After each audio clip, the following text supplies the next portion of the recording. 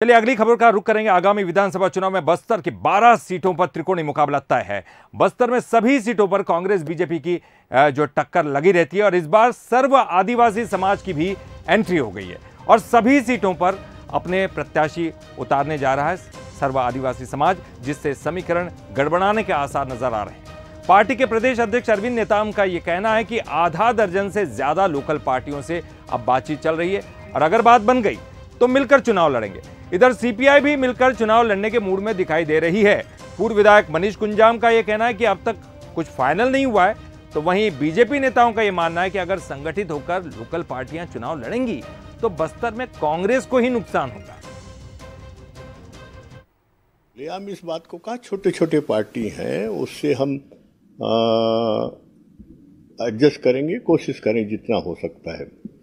और अब बात कर रहे हैं, गोंडवाना से कर रहे हैं, बीएसपी से कर रहे हैं, सीपीआई से कर रहे हैं, सीपीएम से कर रहे हैं, छत्तीसगढ़ मुक्ति मोर्चा से कर रहे हैं। 20 में भी देख रहे हैं कि कुछ पिछड़ा वर्ग को अगर तैयार होते हैं हमारे बैनर पर लड़, हम उनको चांस देंगे, अपर कास्ट को भी चांस देंगे।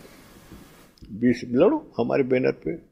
कि हम प्रदेश में किन जगहों पर किन स्थितियों में हैं और कहाँ चुनाव लड़ सकते हैं, उस हिसाब से 30 सीट करीब हमारे साथियों के रिपोर्ट के हिसाब से जहाँ लड़ना है उस पर बातचीत हो रही है। और बाकी जो हमारा जो दोस्त पार्टियां हैं उनके साथ चर्चा करेंगे उन सीटों पर भी।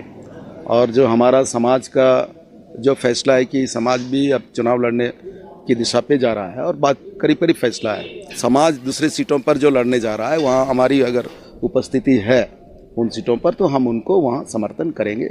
इस तरीके की बातचीत हो रही है। चाहे वो थर्ड फ्रंट हो, चाहे फोर्थ फ्रंट हो, जो भी है, यदि वो चुनाव लड़ना चाहती है उनका अभिनंदन है, स्वागत है। और हमारे संवाददाता रजत वाजपेयी इस वक्त हमारे साथ जुड़ चुके हैं, सीधे उनका रुख करेंगे। रजत, आपसे जानना चाहेंगे क्योंकि छत्तीसगढ़ की अगर बात करें तो तीसरे मोर्चे की सुगबुगाहट हमेशा से ही लगी रहती है, लेकिन बस्तर चूंकि आदिवासी बहुल इलाका है और यहाँ पर अगर सर्व आदिवासी समाज ठोकता है ताल अपनी, तो कितना कुछ नुकसान कर पाएगा? क्या कुछ संदेश दे रहा है ये दूसरी पार्टियों को? स्वागत है जी, आपका अंदाज़ा बिल्कुल सही है। कांग्रेस और भाजपा ये जो दोनों प्रमुख दल हैं, इन्हें नुकसान होना तय है। हालांकि भाजपा जो है वो उसका अंदाज़ा ये है कि सारा नुकसान जो है वो कांग्रेस को झेलना पड़ेगा। हालांकि बहुत तार्किक रूप से भाजपाई इस बात को सामने नहीं रख पा रहे हैं कि आखिर ऐसी कौन सी वजह है कि भाजपा को नुकसान न हो के सारा नुकसान जो है वो कांग्रेस को होगा। लेकिन फिर भी चूंकि विपक्ष में है भाजपा, इसलिए संभव है इस बात को लेकर उनकी उम्मीद होगी कि कांग्रेस को नुकसान होगा।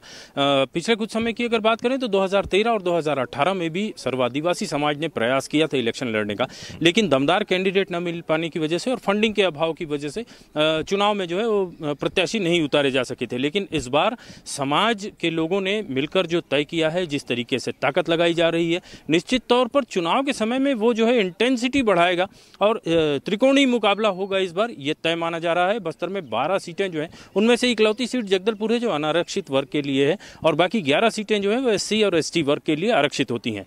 ऐसे में यदि कांग्रेस और भाजपा इन दोनों के अलावा अगर जो है सर्व आदिवासी समाज अगर प्रत्याशी उतारता है तो निश्चित तौर पर जो वोटर है वो भटकेगा, उसका रुझान जो है वो दोनों में से किसी एक पार्टी की तरफ जाना स्वाभाविक है।